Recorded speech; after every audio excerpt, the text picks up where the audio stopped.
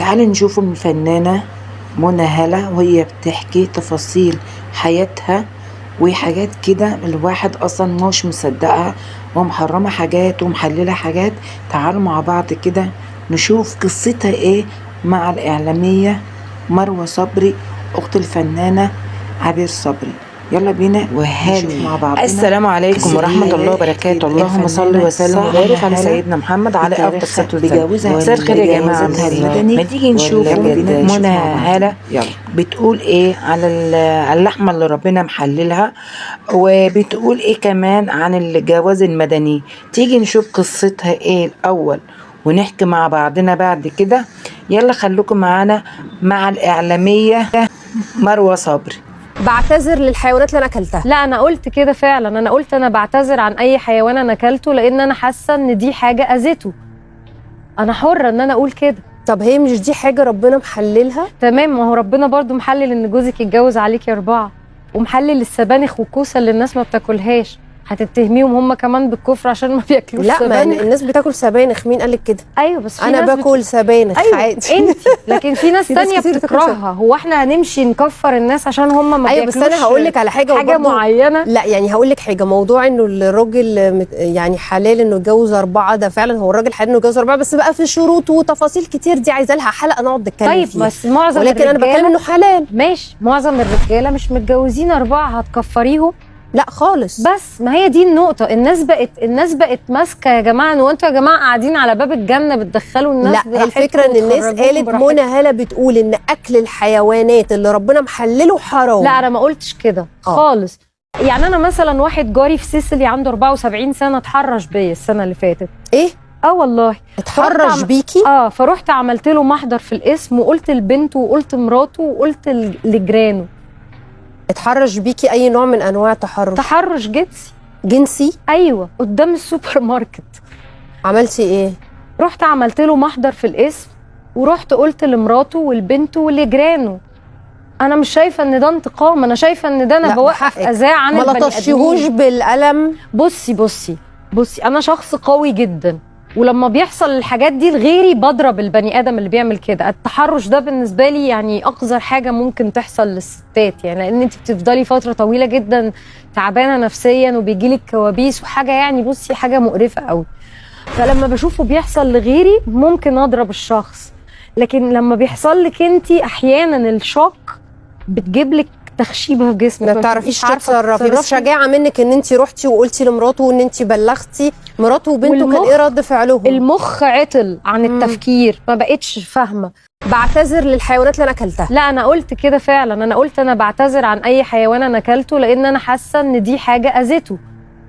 انا حره ان انا اقول كده. طب هي مش دي حاجه ربنا محللها؟ تمام، ما هو ربنا برضو محلل ان جوزك يتجوز عليكي 4، ومحلل السبانخ والكوسه اللي الناس ما بتاكلهاش. هتتهميهم هم كمان بالكفر عشان ما بياكلوش سبانخ؟ لا ما الناس بتاكل سبانخ، مين قالك كده؟ ايوه بس في انا ناس باكل سبانخ عادي. انت لكن في ناس تانية بتكرهها. هو احنا هنمشي نكفر الناس عشان هم ما بياكلوش؟ ايوه بس انا هقول لك على حاجه معينه. لا يعني هقول لك حاجه، موضوع انه الراجل يعني حلال انه يتجوز 4، ده فعلا هو الراجل حلال انه يتجوز 4، بس بقى في شروط وتفاصيل كتير دي عايزه لها حلقه نقعد نتكلم فيها. طيب بس معظم ولكن انا بتكلم انه حلال. ماشي، معظم الرجاله مش متجوزين 4، هتكفريهم؟ لا خالص. بس ما هي دي النقطة. الناس بقت ماسكة يا جماعة، وانتوا يا جماعة قاعدين على باب الجنة بتدخلوا الناس. لا الفكرة ان الناس قالت منى هلا بتقول ان اكل الحيوانات اللي ربنا محلله حرام. لا انا ما قلتش كده خالص. طبعا احنا عارفين ان الفنانة كانت كومبارس في عدد من الاعمال البسيطة. منى هلا دي طبعا بتحرم اللي ربنا حلله في كل حاجة. بتحرم أكل الحيوانات اللي ربنا محللها. بتحرم الجواز الشرعي، بتقول لك في أسباب اللي أنا ما اتجوزش الشرعي. بتحرم الخلفة، بتقول لك أنا ماليش طولة بال اللي أنا أخلف، أنا ما بحبش أخلف. بتحرم اللي احنا في البطاقة ما نكتبش دينتنا ايه، لا نكتب نوع دمنا ايه، عشان لو حصل لنا حادثة حصل لنا حاجة الناس تلحقنا. يعني احنا ما نكتبش في البطاقة الشخصية دي ان ايه. طبعا احنا كلنا عارفين منى هلا نمساوية، والدتها مصرية، اتخرجت من كلية عين شمس.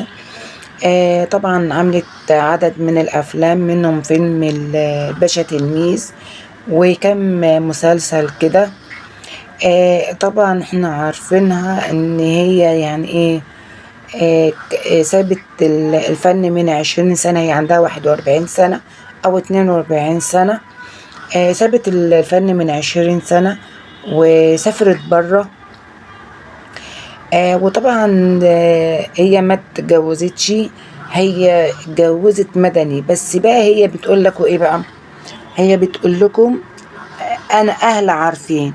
طبعا والدها متوفي، اهلك عارفين ان انت متجوزة مدني، ولا منك شرع ولا منك عرفي يعني. وطبعا محرمة حيوانات اللي ربنا حللها لنا، ومحرمة الأولاد، ده رزق من عند الله، ومحللة لنفسك حاجات ربنا مش محللها. طبعا منى هالة دي بقى عايزة تطلع ترند أو جدل كبير جدا جدا مع مروة صبري. عارفين طبعا الإعلامية مروة صبري، أخت الفنانة عبير صبري. طبعا بتسألها حبة أسئلة، يعني إيه، إزاي أنت محرمة الأكل ربنا محلله؟ قالت لا، زي الراجل ما بيتجوز 4 وانتوا بتتدخلوا في شؤون الناس ليه؟ زي البصارة والسبانخ والحاجات ديت. الحاجات دي كلها بتاعت ربنا بناكلها الحمد لله. طبعا حوار كبير قوي قوي. هي عاوزة تطلع ترند بس على حسب حاجات ربنا محللها، ومحللة حاجات ربنا محرمها. يعني الجواز المدني ده ربنا محرمه. الخلفة ديت دي حاجة يعني ايه، دي حاجة ترجع لك انت، دي حاجة تبقى من عند الله، انت مش حباها، دي حاجة ترجع لك عشان انت متجوزة مدني يعني، ولا منك شرعي ولا منك عرفي.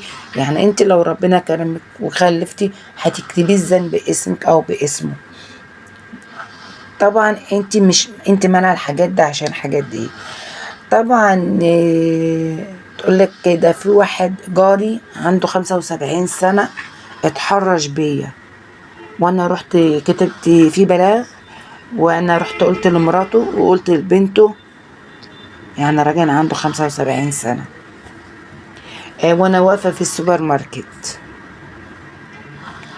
كلها يعني ايه حاجات كده ملخبطة عشان